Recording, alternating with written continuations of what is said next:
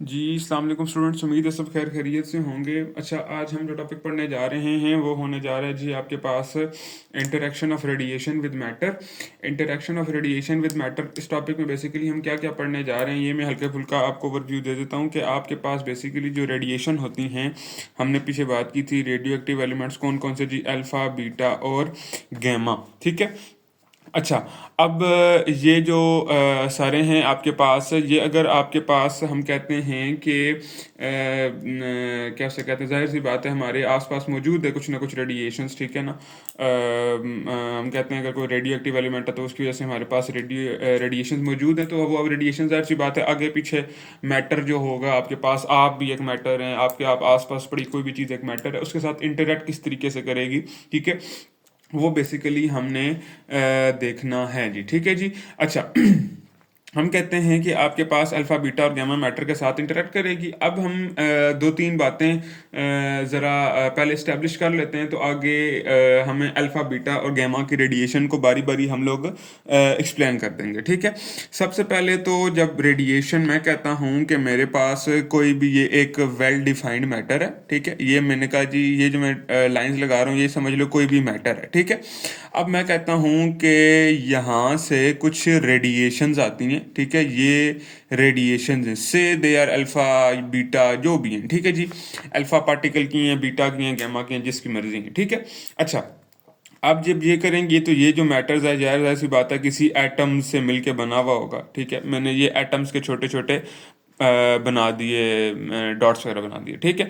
अच्छा, अब जब ये रेडिएशन इस मैटर के अंदर पेनिट्रेट करेगी, ठीक है, पेनिट्रेट करेगी तो जाहिर सी बात है इसके एटम्स के साथ टकराएगी। ठीक है, जब इसके एटम्स के साथ टकराएगी तो से कि ये आपके पास मिसाल के तौर पर अल्फ़ा है, अल्फ़ा होता है जी He2+। ठीक है, इसके पास कुछ ना कुछ अपनी एक एनर्जी होगी। ठीक है, वो एनर्जी क्या करता जाएगा, इसके साथ टकराएगा, इन मिसाल के तौर पर इसके साथ टकरा रहा है या जिसके साथ भी टकरा रहा है, मैं कहता हूँ ये आया और यहाँ पर टकरा गया, इस वाले के साथ टकरा गया। ठीक है, तो इसके पास जो कुछ भी एनर्जी होगी उसमें से कुछ एनर्जी वो इसको देगा। जब ये इसको एनर्जी देगा तो वो आयनाइजेशन प्रोसीजर हो जाएगा। हम कहेंगे जब ये अपनी एनर्जी इधर ट्रांसफर करेगा तो ये वाला जो एटम है वो आयनाइज हो जाएगा। ठीक है, फिर उसके बाद आगे चल के जाएगा, इसको भी आयनाइज करेगा, फिर आगे जाएगा और आयनाइज करेगा और आयनाइज करेगा और आयनाइज करेगा। ठीक है, तो यहाँ से ये बात इस्टेब्लिश होगी कि जब आपके पास पेनिट्रेशन होती है, ठीक है, कैसे कहते हैं, रेडिएशन की इन द मैटर, तो आपके पास क्या हो जाता है जी, हम कहते हैं पेनिट्रेशन की वजह से आपके पास जब रेडिएशन करती हैं मैटर के अंदर, ठीक है, तो वो क्या करती हैं जी, रिजल्ट्स इन आयनाइजेशन। ठीक है, रिजल्ट्स इन आयनाइजेशन। और अब आयनाइजेशन की हमने बात की थी, हमने कहा जी यहाँ पे अंदर atom, sorry, cyber alpha radiation enter हुई, वो करते गए आयनाइज करते गए। हमने कहा कि आप मिसाल के तौर पर एक को आयनाइज किया, दूसरे को आयनाइज किया, यहाँ पे कोई तीसरा एटम पड़ा हुआ है। ठीक है, एक को आयनाइज किया, दूसरे को आयनाइज किया, तीसरे को आयनाइज किया और उसकी एनर्जी खत्म होगी। ठीक है, उसकी एनर्जी जो है कंप्लीटली आपके पास क्या होगी जी, वैनिश होगी। ठीक है, अब जब एनर्जी उसकी वैनिश हो जाएगी, हम कह देंगे कि आपके पास अब वो भी एटम कहीं आगे पीछे से, मिसाल पर अगर He2+ है, वो कहीं से दो इलेक्ट्रॉन्स अब्जॉर्ब करके वो बिल्कुल अपनी ग्राउंड स्टेट में चला जाएगा और सिंपल एक हीलियम एटम बन जाएगा। ठीक है। अच्छा, अब हम कहते हैं यहां से लेकर यहां तक वो आयनाइजेशन करता हुआ आया। ठीक है, ये जो है ना सारी के सारे जो एटम्स उसने आयनाइज कर दिए हैं। ठीक है, कि आपके पास एबिलिटी ऑफ रेडिएशन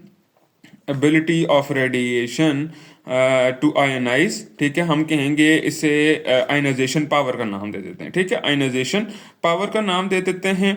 और टू आयनाइज या टू आयनाइजेशन में लिख दिया, इसको हम सिंपली आयनाइज कर देते हैं। ठीक है, to ionize is called ionization power. और दूसरी चीज़ कि आपके पास जो मिसाल के तौर पर ये रेडिएशन इंटर हुई, इधर से इधर गई, इधर से इधर गई और आगे चलती गई, ये जो जहाँ तक उसने आयनाइजेशन की और फिर उसकी सारी की सारी एनर्जी लूज होगी और यहाँ पे वो ख़त्म होगी, वैनिश होगी। हमने कहा जी ठीक है, He2+ हीलियम में चेंज हो गया, मतलब कि वो अल्फा नहीं रहा, अब सिंपली एक हीलियम एटम बन गया। यहाँ तक तो उसने पेनिट्रेट किया ना। ठीक है, इस जितना उसने पेनिट्रेट किया, ठीक है, जितना वो आगे जा सका, जितना वो डिस्टेंस ट्रेवल कर लिया। ठीक है, एंड द डिस्टेंस ट्रेवल, ठीक है, और इसके बाद जो इसने जितना डिस्टेंस ट्रेवल किया है during this procedure, during the ionization, उसको हम कहेंगे जी इज कॉल्ड पेनिट्रेशन एबिलिटी या फिर पेनिट्रेटिंग एबिलिटी। ठीक है, अच्छा जी, हम कहते हैं कि आपके पास जितने एटम्स को टकरा के आगे जाता गया, हमने कहा जी वो क्या उसे कहते हैं, हो गया जी आयनाइजेशन होगी, और जितना ज़्यादा आगे चलेगी हमने उसे कह दिया जी पेनिट्रेशन एबिलिटी। अच्छा जी, अब पेनिट्रेशन एबिलिटी और आयनाइजेशन का आपस में रिलेशन क्या है, इसको भी हम देख लेते हैं। हम कहते हैं कि आपके पास क्या उसे कहते हैं, जो होती है ना आयोनाइजेशन बेसिकली, ठीक है, हमारे पास होती है आयनाइजेशन, आयनाइजिंग पावर बल्कि कह लेते हैं, ठीक है, आयनाइजिंग पावर वो होती है जी इन्वर्सली प्रोपोर्शनल टू पेनिट्रेशन या पेनिट्रेटिंग एबिलिटी।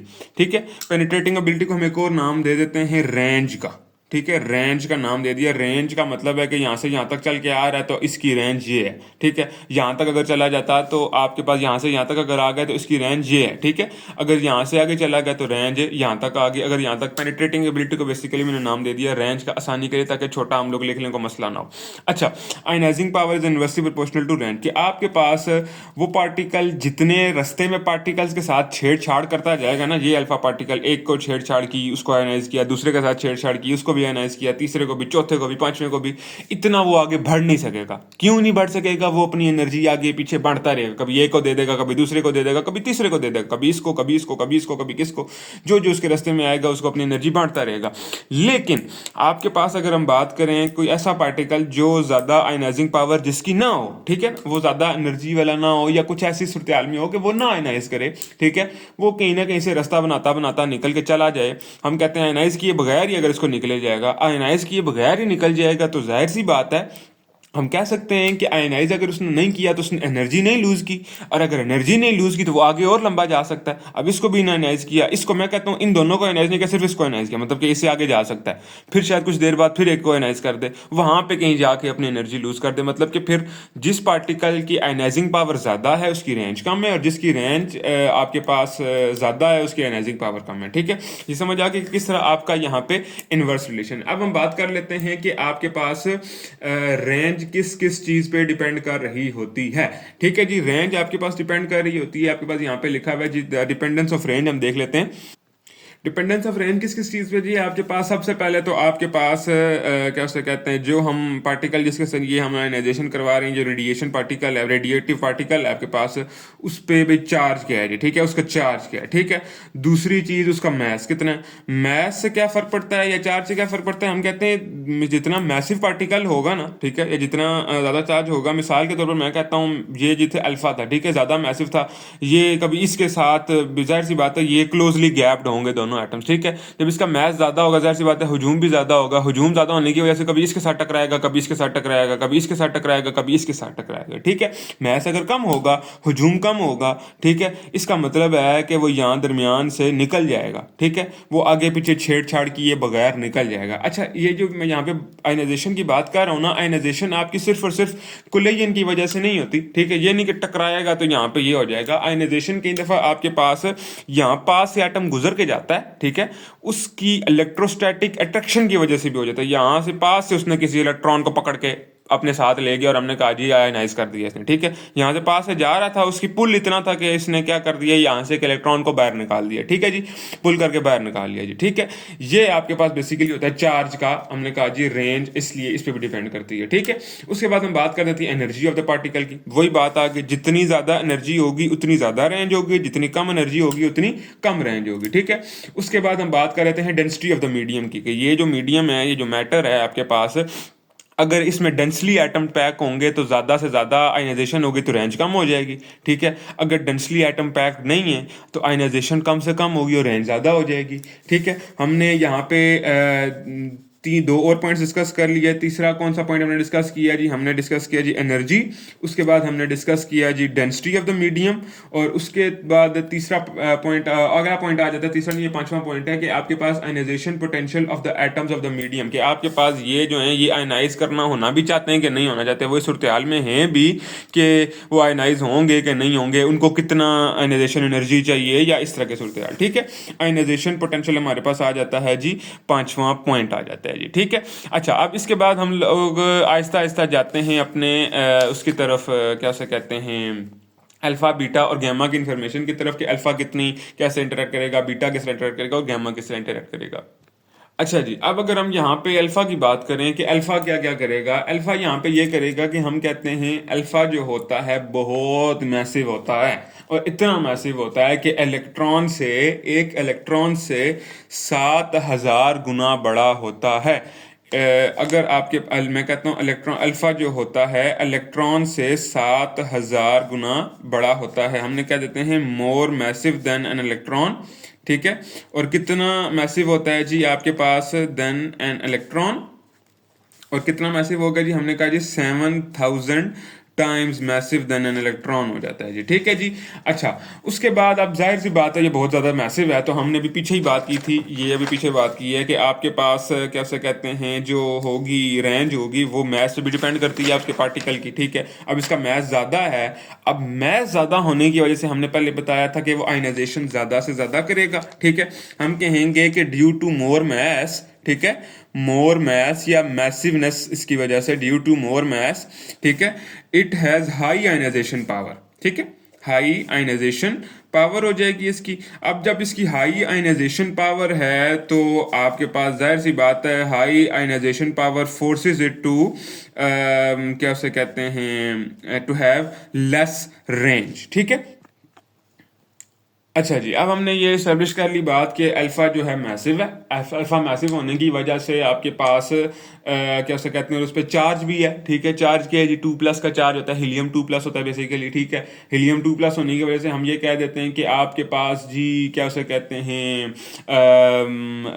वो अब इलेक्ट्रोस्टैटिक अट्रैक्शन की वजह से भी, या आपके पास डायरेक्टली कोलिजन की वजह से भी आयनाइजेशन करेगा। अब आयनाइजेशन करता जाएगा, मैसिव भी है, चार्ज भी है, उसकी वजह से आयनाइजेशन ज़्यादा से ज़्यादा होने जा रही है। जब आयनाइजेशन ज़्यादा होगी तो जाहिर सी बात है वो एनर्जी अपनी जल्दी लूज़ कर जाएगा, और जब एनर्जी जल्दी लूज़ कर जाएगा तो हम कहेंगे कि उसकी रेंज जो है वो ज़्यादा चल नहीं पाएगा। एनर्जी लूज़ हो जाएगी तो कैसे चल पाएगा, आगे तक चार्ज पाएगा। ठीक है, एनर्जी ख़त्म होगी है जी।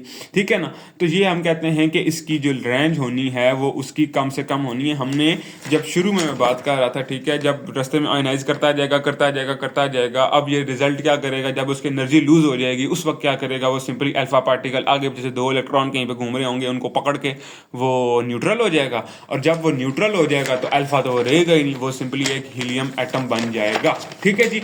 अच्छा जी, अब हम बात कर लेते हैं अपने बीटा पार्टिकल की बात कर लेते हैं। ठीक है जी, बीटा पार्टिकल क्या होता है जी, आपके पास बीटा पार्टिकल की अगर हम बात करें, बीटा पार्टिकल की अगर बात करें तो याद हो तो हमने जब आपको मैं पढ़ा रहा था न्यूक्लियर ट्रांसम्यूटेशन और रेडियो एक्टिविटी, तो वहाँ पे जब मैं बीटा पार्टिकल के नेचर को बता रहा था तो मैंने कहा था ये तो सिर्फ एक इलेक्ट्रॉन होता है, या फिर आप ये भी कह सकते हैं, उस वक्त ये बात डिस्कस नहीं हुई थी, कि एक इलेक्ट्रॉन भी होता है और हम पॉजिट्रॉन भी कह सकते हैं। बेसिकली वो उसका एंटी पार्टिकल होता है इलेक्ट्रॉन का, जिसे हम पॉजिट्रॉन का नाम दे देते हैं। ठीक है, बेसिकली इलेक्ट्रॉन जितना नहीं होता है, सब कुछ मैथ वगैरह सिंपली वही होता है, सिर्फ उसका उलट होता है कि हम कहते हैं इस पर नेगेटिव चार्ज है, उस पर पॉजिटिव चार्ज है। ठीक है, मैथ्स वगैरह सब कुछ सेम होता है। ठीक है, अच्छा, हम कहते हैं कि एक इलेक्ट्रॉन है बीटा पार्टिकल, जब एक इलेक्ट्रॉन है तो जाहिर सी बात है उसका मैस तो कम होने जा रहा है अल्फा पार्टिकल से। हमने बात तो पहले से कही थी कि मोर मैसिव है। क्या मैसिव है जी, अल्फा पार्टिकल। किससे मैसिव है जी, एक इलेक्ट्रॉन से मैसिव। और कितना मैसिव है, 7,000 दफा मैसिव है। ठीक है, तो हम कहते हैं कि आपके पास क्योंकि वो 7,000 दफा मैसिव है, जाहिर सी बात है फिर अल्फा की आयनाइजेशन पावर भी ज्यादा होनी है। ठीक है, बीटा की जाहिर सी बात है फिर कम होनी है। ठीक है, हम कहते हैं कि बीटा आयनाइजेशन तो करेगा, जाहिर सी बात है इलेक्ट्रॉन है, कुछ ना कुछ उसका मैस है, और उसकी जाहिर सी बात है कुछ इलेक्ट्रोस्टैटिक पुल भी होने, उसकी वजह से आयनाइजेशन तो करेगा, लेकिन हम कहते हैं कि आयनाइजिंग पावर जो है उसकी लेस होगी। कितनी लेस होगी जी, आपके पास हम कहते हैं 100 times less than that of an alpha particle. अब जब आयनाइजिंग पावर उसकी 100 टाइम लेस है, आयनाइजिंग जितनी कम होती है, हमने कहा था ionization power is inversely proportional to range. अब जितनी आयनाइजिंग पावर कम होगी, हमने क्या कहा जी, उतनी उसकी रेंज भी ज्यादा हो जानी है। इसकी रेंज कम है, अब इसकी रेंज ज्यादा है। ठीक है, दोनों इनवर्सली प्रोपोर्शनल होते हैं ना, आयनाइजेशन पावर रेंज। ठीक है, इसकी आयनाइजेशन ज्यादा है अल्फा की, तो रेंज कम है। अब इसकी हमने क्या कहा जी, बीटा की हमने कहा जी आयनाइजेशन पावर जो है वो थोड़ी सी क्या है जी, कम है जी। ठीक है, ठीक है, जो आयनाइजेशन पावर कम है, लेकिन आपके पास जो रेंज है आपके पास वो, अब जितनी आयनाइजेशन पावर कम है इतनी ही आपके पास रेंज इसकी हाई होने जा रही है। और किससे हाई होने जा रही है जी, अल्फा पार्टिकल से हाई होने जा रही है। ठीक है, अच्छा, और एक और बात हम यहाँ पे कर लेते हैं कि आपके पास क्या उसे कहते हैं, जो आपके पास अल्फा पार्टिकल होता है जब वो पेनिट्रेट करता है ना, ठीक है, मैटर के अंदर, हमने कहा जी यहाँ पे पेनिट्रेट कर गया, ठीक है, इसको हम जरा अलग से बना लेते हैं। मैं कहता हूँ ये कोई बॉक्स है जी मैटर का, ठीक है, जिसमें आपके पास ये हमने कहा जी अल्फा पार्टिकल पेनिट्रेट कर रहा है, ठीक है, ये जाएगा यहाँ पे को एटम्स पड़े हुए होंगे, ठीक है, इनको आयनाइज करता करता करता करता आगे चले जाएगा। हमने कहा यहाँ पे कहीं जाके वो न्यूट्रल होकर बात खत्म होगी, ठीक है। बीटा पार्टिकल जो है ना वो बिल्कुल सीधा, इसने गया बिल्कुल सीधा सीधा गया। बीटा पार्टिकल जो सीधा सीधा नहीं जाता, वो यूं आगे से घूमता घूमता जाता है, ठीक है, वो कभी इधर जाएगा, कभी इधर जाएगा, कभी इधर जाएगा, कभी इधर जाएगा। वो इसलिए होता है बेसिकली, जो रास्ते में एटम्स पड़े हुए होते हैं ना, वो छोटा सा होता है, वो डिफ्लेक्ट होना शुरू हो जाता है आगे पीछे, कभी इधर चला जाएगा, कभी उधर चला जाएगा, कभी इधर चला जाएगा, घूम घुमा के आगे जाएगा, रेंज उसकी ज्यादा है, आगे तक चला जाएगा, लेकिन आपके पास वो आगे पीछे घूमता रहेगा। हम कहेंगे अल्फा पार्टिकल जब पेनिट्रेट करता है मैटर के अंदर, ठीक है, तो आपके पास स्ट्रेट पाथ पे लीड करता है, ठीक है। तो कितना, कौन सा पाथ पे लीड करता है जी? स्ट्रेट पाथ पे लीड करता है। लेकिन जो आपके पास बीटा पार्टिकल होता है वो स्ट्रेट पाथ नहीं होता, बल्कि आपके पास हम कह सकते हैं कि क्या स्ट्रेट पाथ नहीं होता, बल्कि थोड़ा सा बेंडी सा पाथ होता है, या फिर हम कह सकते हैं कि आपके पास कर्व पाथ होता है, ठीक है। हम कहते हैं आगे पीछे घूमता रहता है, या नॉट स्ट्रेट लाइन पाथ भी हम इसे कह सकते हैं, ठीक है। अच्छा जी, अब हम बात कर लेते हैं, अब अगर हम बात करें गैमा की, ठीक है, गैमा रेज की अगर बात करें तो गैमा रेज जो होती हैं वो आपको पता है, हमने पहले बात की हुई थी कि वो अनचार्ज होती हैं या फिर मैसलेस होती हैं, ठीक है। अब मैसलेस और अनचार्ज होने की वजह से हम कहते हैं जो उनकी आयनाइजेशन पावर है वो वेरी वेरी वेरी लो होती है, ठीक है। Ionization power very very low होगी, ठीक है। अब जब आयनाइजिंग पावर वेरी लो होगी तो आपके पास जाहिर सी बात है, हम कह सकते हैं कि रेंज बहुत ज़्यादा हो जानी है, ठीक है, बहुत आगे पीछे घूमेंगी, ठीक है। आयनाइजिंग पावर वेरी वेरी लो, ठीक है। और उसके बाद जो रेंज है वो वेरी हाई हो जानी है, ठीक है। अच्छा, अब जब रेंज वेरी हाई होगी तो आपके पास वो मुख्तलिफ मैटर्स को हम क्या, अगर मिसाल के तौर पर हम कहते हैं कि अगर कहीं ना कहीं वो मैटर के साथ इंटरेक्ट कर जाती है, जो कुछ भी करती है, किसी भी तरीके से इंटरेक्ट करती है, तो हम कहते हैं कि अब वो जब इंटरेक्ट करती है ना, वो हम कहते हैं तीन मेथड्स के, हम कह सकते हैं कि तीन मेथड्स के जरिए इंटरेक्ट कर सकती है, ठीक है। और वो सोली डिपेंड कर रहा होता है कि भाई उस फोटोन जो गैमा रे का फोटोन है, गैमा रे के बेसिकली इलेक्ट्रोमैग्नेटिक वेव्स होती हैं, और इलेक्ट्रोमैग्नेटिक वेव्स के वो पता है फोटॉन्स होते हैं, ठीक है। अच्छा, हमने कह दिया जी आपके पास वो जो आ गया, क्या उसे कहते हैं, उनके फोटॉन्स आ गए, वो जब उसके साथ इंटरेक्ट करते हैं तो वो उनकी एनर्जी पर डिपेंड कर रहा होता है, ठीक है। अगर गैमा रेज की अगर एनर्जी ज़्यादा है, ठीक है, तो वो और तरीके से इंटरेक्ट करेगा, कुछ और प्रोसीजर करेगा, अगर कम है तो कुछ और करेगा। हम देख लेते हैं यहाँ पे एनर्जी पे जो बेस्ड है आपके पास, वो किस तरह करेगा, ठीक है। अच्छा, अगर एनर्जी उसकी हुई 0.5 मेगा इलेक्ट्रॉन वोल्ट से कम हुई, ठीक है, less than 0.5 mega electron volt अगर उसकी एनर्जी होती है, तो हम कहते हैं जो प्रोसीजर वो जब मैटर के साथ टकराता है तो वो प्रोसीजर जो करता है वो होता है जी फोटो इलेक्ट्रिक इफेक्ट, ठीक है। फोटो इलेक्ट्रिक इफेक्ट डिस्कस होगा चैप्टर नंबर 19 में, चैप्टर नंबर 19 में डिस्कस हुआ है। उसके बाद हम बात करते हैं अगर कोई थोड़ी सी ज़्यादा इस एनर्जी होगी, 0.7 0.8 समथिंग, ठीक है, हम कह देते हैं 0.8 या 1 तक तकरीबन चले जाते हैं, 0.7 या 0.8 या थोड़ी सी और ज़्यादा एनर्जी, ठीक है, 0.9 तक अगर होती है, तो हम कहते हैं अब जो प्रोसेस होगा वो होगा जी कॉम्पटन इफेक्ट, या फिर कॉम्पटन स्कैटरिंग भी इसे नाम देते हैं। अगेन ये चैप्टर नंबर 19 में डिस्कस होगा। फिर उसके बाद बात करते हैं अगर बहुत ज़्यादा एनर्जी है, बहुत ज़्यादा एनर्जी से मुराद है कि मैं कहता हूँ कि भाई थोड़ी सी ज़्यादा एनर्जी हो जाती है, इस सारे से ज़्यादा हो जाती है, और मैं कहता हूँ वो एक बाउंड्री क्रॉस कर जाता है जी 1.02 मेगा इलेक्ट्रॉन वोल्ट से ज़्यादा अगर एनर्जी होती है, ठीक है।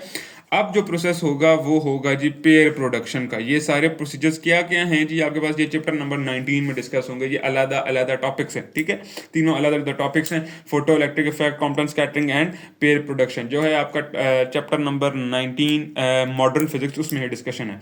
अच्छा जी, अब हम बात करते हैं आगे क्या उसे कहते हैं इंटेंसिटी ऑफ रेडिएशन पे। इंटेंसिटी बेसिकली रेडिएशन की जो डिस्कस करेंगे वो हम गैमा रेज के लिहाज से बेसिकली डिस्कस करेंगे। जाहिर सी बात है, अब गैमा रे पेनिट्रेट कर रही है, रेंज उसके ज़्यादा है, तो आगे आगे जाती जाएगी जाती जाएगी जाती जाएगी, ठीक है, जाती जाएगी। तो अब वो जाहिर सी बात है कुछ टाइम बाद उन रेज की जो इंटेंसिटी है वो कम भी होती जाएगी ना, ठीक है। और वो कितनी कम होगी इंटेंसिटी बेसिकली जो होती है, आपने चैप्टर आपके 10th क्लास में आपने टॉपिक पढ़ा होगा एक इंटेंसिटी का, ठीक है। उसमें ये बात डिस्कस हुई हुई थी कि आपके पास जो इंटेंसिटी है वो अब किस तरह कम होगी उसकी इलेक्ट्रोमैग्नेटिक वेव्स की, और सॉरी आपके पास गैमा रेज की।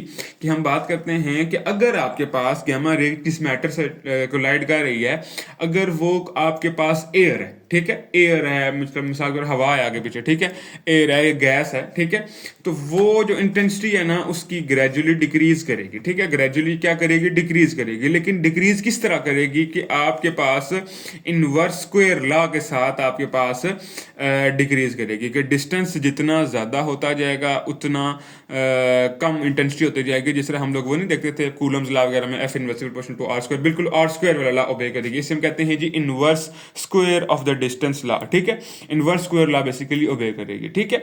उसके बाद हम बात करते हैं अगर वही आपके पास सॉलिड हुआ, ठीक है, सॉलिड हुआ तो आपके पास जितनी क्या उसे कहते हैं डिक्रीज करेगी, वो हम कहते हैं जी सॉलिड में। ये हमने सारा का सारा डिस्कशन किस में कर ली जी, एयर में डिस्कशन कर ली, ठीक है। अच्छा, अगली अगर हम बात करें वो हम बात करने जा रहे हैं जी सॉलिड्स के अंदर, ठीक है। सॉलिड्स के अंदर अगर हम बात करें तो सॉलिड्स में वो जो होगी हम कहेंगे एक्सपोनेंशियली लूज करती जाएगी अपनी इंटेंसिटी को, ठीक है। अगर हम जाहिर करें ओरिजिनली हमारी इंटेंसिटी थी आई नॉट, ठीक है, और अगर हम किसी भी इंस्टेंट में मेजर करना चाहते हैं उसको मैं कहता हूँ आई, मैं कहता हूँ किसी भी खास इंस्टेंट के बाद जो उसकी एनर्जी होगी वो आई नॉट का कितना कम हो जाएगी, मैंने कहा जी आई नॉट का एक्सपोनेंशियली माइनस म्यू एक्स कम हो जाएगी।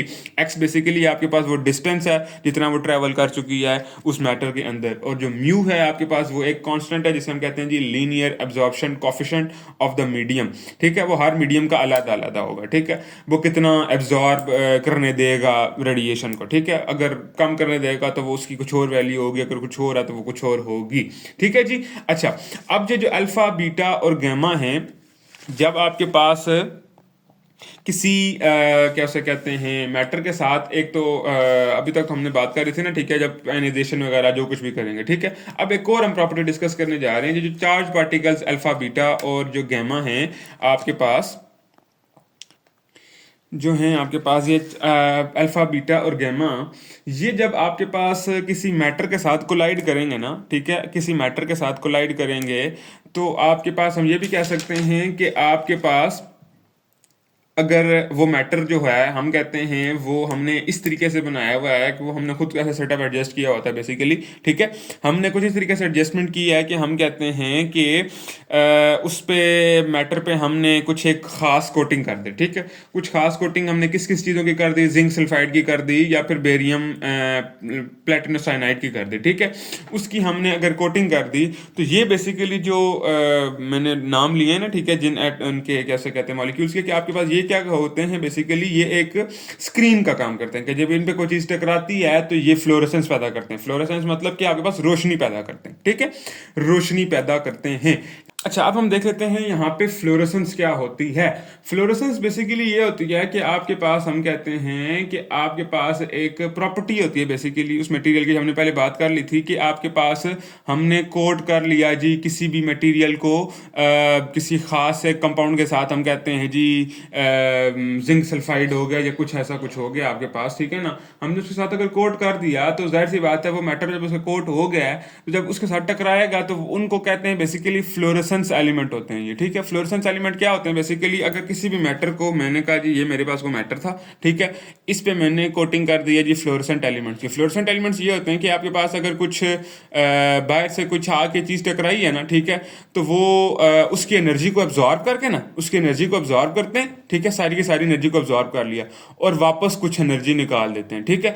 वो जो एनर्जी वापस निकालते हैं ना, ठीक है, वो नजर आती है बेसिकली आपको रोशनी की फॉर्म में। उसे हम कहते हैं, रोशनी को हम कहते हैं जी फ्लोरेसेंस, ठीक है। फ्लोरेसेंस जिसमें नहीं फ्लोरेसेंट बल्ब होता है, बिल्कुल हम यहाँ पे ये कहते हैं, वो जो एनर्जी बाहर निकलती है, री एमिट होती है, हम उसे कहते हैं जी फ्लोरेसेंस। अब ये जो एनर्जी एब्जॉर्ब कर रहा होता है ना, ये जरूरी नहीं है कि आपको एब्जॉर्ब होती हुई नजर आए, कि ऐसी एनर्जी हो जो आगे आपको नजर आए। अल्फा पार्टिकल जरूरी नहीं है आपको नजर आए, बीटा बीटा पार्टिकल ज़रूरी नहीं है नज़र आए, गामा रे ज़रूरी नहीं है नज़र आए, लेकिन जब ये किसी भी कोटेड स्क्रीन को टकराएंगे तो इनका फ्लोरेसेंस नज़र ज़रूर आएगा। ये नज़र क्यों आएगा? इस वजह से आएगा कि आपके पास वो जो बाहर निकालने वाली वेव है, जो उसने इलेक्ट्रोमैग्नेटिक वेव बाहर निकाली है, ठीक है, वो जो उसकी फ्रीक्वेंसी है या फिर वेव लेंथ है, वो ऐसे जगह पे लाए, उसकी फ्रीक्वेंसी और वेव लेंथ उस रीजन में लाया करती है कि वो विजिबल रीजन हम उसे कहते हैं, ठीक है। आपके पास इलेक्ट्रोमैग्नेटिक वेव्स हमने जब डिस्कस की थी, हमने कहा था एक वास्ट रीजन होता है, ठीक है, एक विजिबल रीजन भी होता है, मतलब वो वाली इलेक्ट्रोमैग्नेटिक वेव जो हमें नजर आती हैं, मतलब कि लाइट आपकी इलेक्ट्रोमैग्नेटिक वेव है, ठीक है। बेसिकली वो लाइट की फॉर्म में फ्लोरेसेंस करेगा। फ्लोरेसेंस क्या होगी जी? एब्जॉर्बिंग एनर्जी, ऐसा प्रोसीजर जिसमें एब्जॉर्बिंग एनर्जी होती है, किस चीज की एनर्जी होती है? हाई फ्रीक्वेंसी वाली एनर्जी को एब्जॉर्ब कर दिया जाता है और री एमिट किया जाता है उसको किस में जी? लो फ्रीक्वेंसी इलेक्ट्रोमैग्नेटिक वेव की फॉर्म में रिलीज किया जाता है। लो फ्रीक्वेंसी क्यों की जाती है? क्योंकि लो फ्रीक्वेंसी वाली वेव हमें क्या आती है? नजर आती है, इनविजिबल रीजन नजर आती है, ठीक है जी। और फ्लोरेसेंस मटेरियल मैंने कौन कौन से डिस्कस किए थे जी? आपके पास जिंक सल्फाइड आ गया जी, ठीक है, जिंक प्लेटिनो साइनाइड भी आ जाता है इसमें, और भी बहुत सारे आपके पास यहाँ पे आपके पास जो एलिमेंट्स होते हैं उन्हें हम कहते हैं जी फ्लोरेसेंट एलिमेंट्स कह देते हैं जी, ठीक। उसके बाद जी आपके पास ना एक यहाँ पे हमने टेबल एक डिस्कस करते हैं, वो हम कहते हैं कि उसमें बेसिकली हमने जितना अभी तक अल्फ़ा बीटा और गामा के बारे में जितनी इन्फॉर्मेशन इकट्ठी की है वो सारे एक टेबल पे डिस्कस्ड है, ठीक है जी। सबसे पहले अगर हम अल्फ़ा की बात करें तो अल्फ़ा होता क्या है जी? अल्फ़ा क्या होता है जी? आपके पास जी हीलियम निकला है ऑफ चार्ज 2e, कि उसके ऊपर एक 2e का चार्ज होता है जी, ठीक है, 2e प्लस का He2e+, बेसिकली हम कहते हैं अल्फ़ा पार्टिकल होता है, ठीक है। और वो निकल किसके से सकता है जी? सोर्सेज उसके क्या क्या हैं जी? रेडॉन 222 होता है जी इसका, जिसमें से ये निकलता है, ठीक है। आयनाइजेशन पावर इसकी लिखी हुई है जी, क्या उसे कहते हैं, अबाउट 10 की पावर 4 होती है। और रेंज कितनी आ गई जी? आपके पास कितना वो पेनिट्रेट करेगा किसी भी मैटर के अंदर? सेवरल सेंटीमीटर्स हो गया। और अगर हमने अल्फा पार्टिकल, अगर हमारे पास, हमें पता है कि रेडॉन से निकलना है, हम उसे अगर एब्जॉर्ब करना चाहते हैं तो किस चीज़ से एब्जॉर्ब करेंगे? सिंपली अगर हम पेपर रख दें, शीट ऑफ पेपर रख दें, तो वो उससे एब्जॉर्ब हो जाएगा, क्योंकि उसकी रेंज ज़्यादा नहीं है, ठीक है। वो सिंपली हल्का फुल्का उसको अंदर एटम्स को आयनाइज करके बस छोड़ के वहीं पे एब्जॉर्ब हो जाएगा, ठीक है। लेकिन अगर बीटा पार्टिकल की बात करें, बीटा में पता है कि इलेक्ट्रॉन और पॉजिट्रॉन होता है, तो प्लस या माइनस का चार्ज हो सकता है। स्ट्रोंशियम उसका सोर्स है, अब उसका आयनाइजेशन पावर जो है वो 2 है, तो वो आपके पास उसकी रेंज भी ज़्यादा हो जाएगी। रेंज भी ज़्यादा कितनी हो जाएगी? सेवरल मीटर्स में चली जाएगी। अब वो पेपर से नहीं रुकने वाला, ठीक है। उसके लिए हमें कुछ और चीज़ यूज़ करनी पड़ेगी, हमें उसके एब्जॉर्ब करने के लिए हमें एल्यूमिनियम शीट्स का इस्तेमाल करना पड़ता है। और अगर इसी तरह गामा रेज की बात करें तो आपके पास वो होती हैं इलेक्ट्रोमैग्नेटिक वेव्स होती हैं, उनका सोर्स क्या है जी? कोबाल्ट है। आयनाइजेशन पावर अबाउट 1 है, और ओबेज इनवर्स स्क्वायर लॉ हमने कहा था उसका रेंज में आता है। और उनको अगर एब्जॉर्ब करवाना हो तो हम किस तरह एब्जॉर्ब करवा सकते हैं जी? आपके पास हमने कहा जी एक आपके पास थिक लेड की शीट रखनी पड़ती है। थिक लेड की शीट से 10 सेंटीमीटर थिक होता है, ठीक है, ये बात समझें आप, ठीक है ना।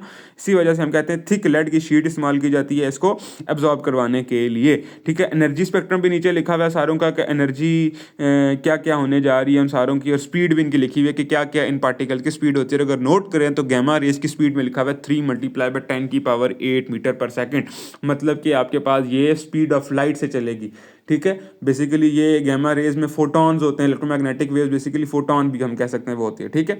तो वो इसी वजह से आपके पास स्पीड ऑफ लाइट से चलती है, फोटॉन बीइंग लाइट, ठीक है। उम्मीद है समझ आया होगा। फिलहाल के लिए इतना ही, अल्लाह हाफिज़।